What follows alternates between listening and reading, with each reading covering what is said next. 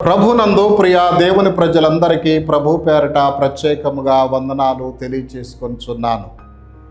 ప్రియ దేవుని బిడ్డలారా, నేను 2012వ సంవత్సరములో మహిమపరచబడిన క్రీస్తు అనేటువంటి పుస్తకాన్ని వ్రాయట జరిగింది.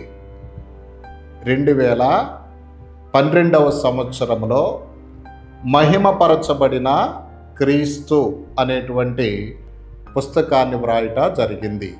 ఇప్పుడు నేను చెప్పబోయే ఎపిసోడులన్నీ ఈ పుస్తకమునకు సంబంధించినవిగా మనం గుర్తెరగాలి. ప్రభునందు ప్రియ దేవుని బిడ్డలారా, ఈ ఎపిసోడుల్లో మొట్టమొదటిది క్రీస్తు మరణము పరిచయము, మొదటి ఎపిసోడు. రెండవ ఎపిసోడు గెత్సెమనే తోటలో ఆవేదనము. మూడవ ఎపిసోడు క్రీస్తు శిలువ మరణము.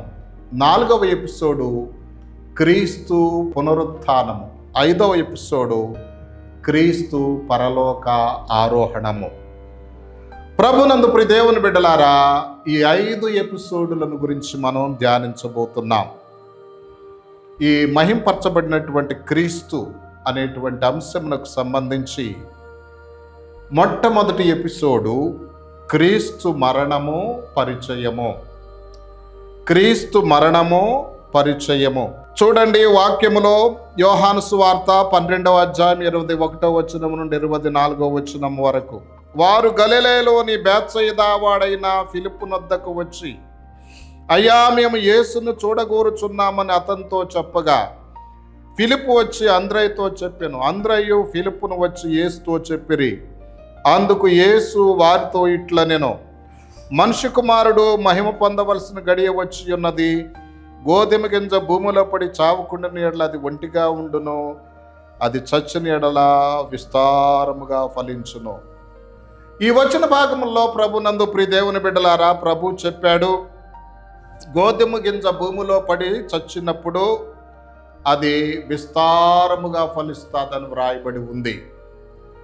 అంటే ఫలించుట అంటే ఇక్కడ మహిమపరచబడుట అని మనం అర్థం చేసుకోవాలి. గోధుమ గింజ చనిపోవటం అంటే క్రీస్తు మరణించటం, పాతి పెట్టబడటం, అనగా సమాధి చేయబడటం, తిరిగి లేవటం. గమనించవలసినటువంటి విషయం, పరలోక ఆరోహణం చెందటం. అంటే ఈ యోహాను సువార్త 12వ అధ్యాయము 23, 24 వచనాల ప్రకారముగా దేవుడు క్రీస్తు మహింపరచబడాలంటే ఆయన మరణించాలి, సమాధి చేయబడాలి, పునరుత్థానుడై తిరిగి లేవాలి, పరలోక ఆరోహణుడు అవ్వాలి. ప్రభునందు ప్రియ దేవుని బిడ్డలారా, కాబట్టి ఇవన్నీ కూడా మహింపరచబడిన క్రీస్తుకు సంబంధించినటువంటివి. ఇందులో క్రీస్తు మరణము పరిచయాన్ని గురించి మనం ధ్యానించుదాం. ఆయన మన నిమిత్తం ప్రాణం పెట్టాడని మొదటి యోహాను పత్రిక 3వ అధ్యాయం 16వ వచనములో రాయబడి ఉంది. గొర్రెల కొరకు నా ప్రాణం పెట్టుచున్నానని యోహాను సువార్త 10వ అధ్యాయం 15వ వచనములో వ్రాయబడి ఉంది. ప్రభునందు ప్రియ దేవుని బిడ్డలారా, ఈ 2 వచనాలలో ఆయన మన నిమిత్తం ప్రాణం పెట్టాడు, ప్రభు ప్రాణం పెట్టాడు అన్న విషయం అర్థమవుతున్నది. అయితే ఆయన మరణిస్తాడు అని క్రీస్తుకు 700 సంవత్సరాల క్రితమే యెషయా ప్రవక్త ద్వారా దేవుడు చెప్పించాడు. క్రీస్తుకు 700 సంవత్సరాల క్రితం యెషయా ప్రవక్త ద్వారా యెషయా గ్రంథం 53వ అధ్యాయం 9వ వచనంలో ఈ విధంగా చెప్పాడు, అతడు మరణమైనప్పుడు భక్తిహీనులతో అతనికి సమాధి నియమించబడినని వ్రాయబడి ఉంది. అలాగే ఇదే 53వ అధ్యాయం 12వ వచనం, ఏలయనగా మరణము నందునట్లు అతడు తన ప్రాణమును ధారపోసెను అని వ్రాయబడి ఉంది. ప్రభునందు ప్రియ దేవుని బిడ్డలారా, గమనించాలి, ఆయన మరణిస్తాడు, ఆయన ప్రాణం పెడతాడు. ఏ విధంగా అయితే గోధుమ గింజ చావాలో అలాగే క్రీస్తు కూడా చనిపోవాలి. ఆయన మన నిమిత్తం ప్రాణం పెడతాడని దేవుని యొక్క వాక్యంలో స్పష్టంగా వ్రాయబడింది. క్రీస్తుకు 700 సంవత్సరాల క్రితమే యెషయా ప్రవక్త ద్వారా ఈ విధంగా దేవుడు చెప్పించినాడు. ప్రభునందు ప్రియ దేవుని బిడ్డలారా గమనించాలి. అయితే క్రీస్తు ఎందుకు మరణించవలసి వచ్చింది? క్రీస్తు ఎందుకు మరణించవలసి వచ్చింది? హెబ్రీ పత్రిక 9వ అధ్యాయం 16వ వచనంలో ఒక మాట ఉంది. మరణ శాసనం ఎక్కడ ఉండునో అక్కడ మరణ శాసనం వ్రాసిన వాని మరణము ఆవశ్యకమని వ్రాయబడి ఉంది. ప్రియదేవుని బిడ్డలారా, రోమాపత్రిక 5, 12, 19 వచనాల ప్రకారం ఆదాం పాపమును బట్టి మనుషులందరూ పాపులయ్యారు. ఈ పాపం వలన వచ్చు జీతం మరణమని రోమాపత్రిక 6:23లో వ్రాయబడి ఉంది. ఈ మరణ శాసనమును వ్రాసింది దేవుడైన క్రీస్తే.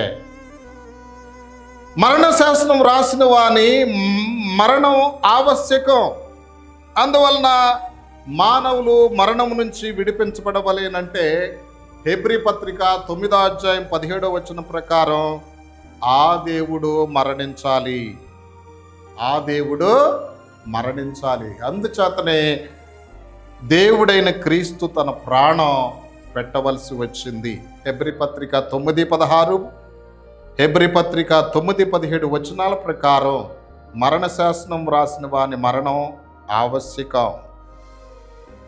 మరణం పొందితేనే అది చెల్లుతుంది. దీని ప్రకారముగా క్రీస్తు మన పాపముల నిమిత్తం ఆయన మృతి పొందాడు. కనుకనే అపోస్తలుడైన పౌలు గారు కొరింథీయులకు రాసిన మొదటి పత్రిక 15వ అధ్యాయం 3-4 వచనాలను ఈ విధంగా చెప్పాడు.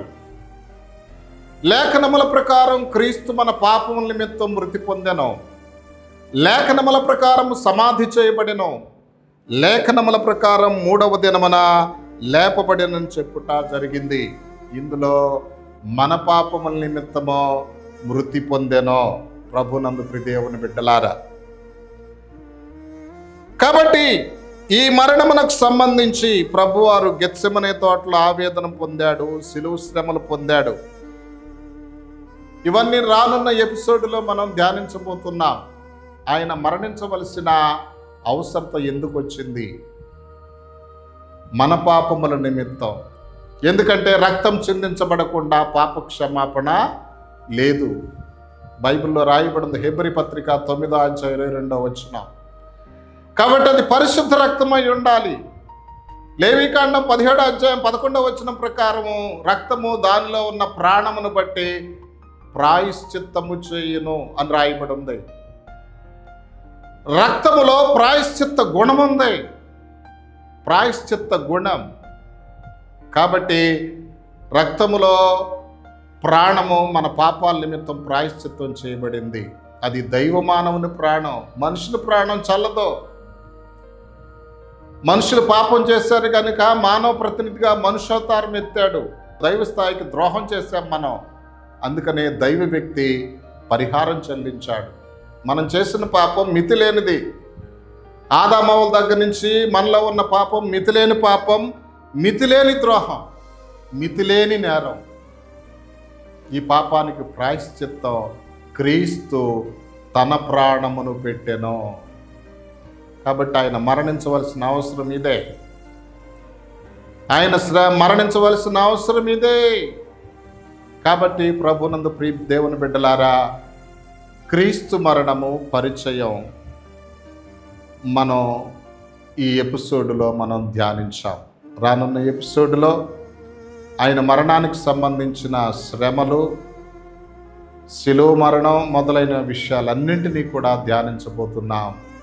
అప్పటి వరకు ప్రభువారు మిమ్మల్ని నిండారుగా ఆశీర్వదించుదురుగాక. ఆమేన్. దయగలిగిన నాయన, ప్రేమ కలిగిన తండ్రి, మా ప్రభువా, మా రక్షకుడా, మీ ఘనమైన నామమునకు వందనములు, స్తోత్రములు చెల్లించుకొనుచున్నాము. ప్రియా ప్రభువా, క్రీస్తు మరణం పరిచయం అనేటువంటి అంశముల గురించి ధ్యానించుటకు మీరిచ్చిన కృప కొరకు వందనములు, స్తోత్రములు ప్రభువా. దేవా, సహాయము చేయము నాయన. నాయన, మీరు ఎందుకు మరణించవలసి వచ్చిందో తేటగా సూటిగా మాకు తెలియచేసినందులకు స్తోత్రాలు ప్రభువా. మీ మరణం యొక్క విలువను మేము గుర్తెరిగి తండ్రి, మేము పాపం చేయకుండా పశ్చాత్తాపడి నాయన మీ కృపను పొందుకునే భాగ్యం మాకు దయచేయమని యేసుక్రీస్తు వారి శ్రేష్టమైన నామములో ప్రార్థించి స్తుతించి వేడుకొనుచున్నాము పరమ తండ్రి. ఆమేన్.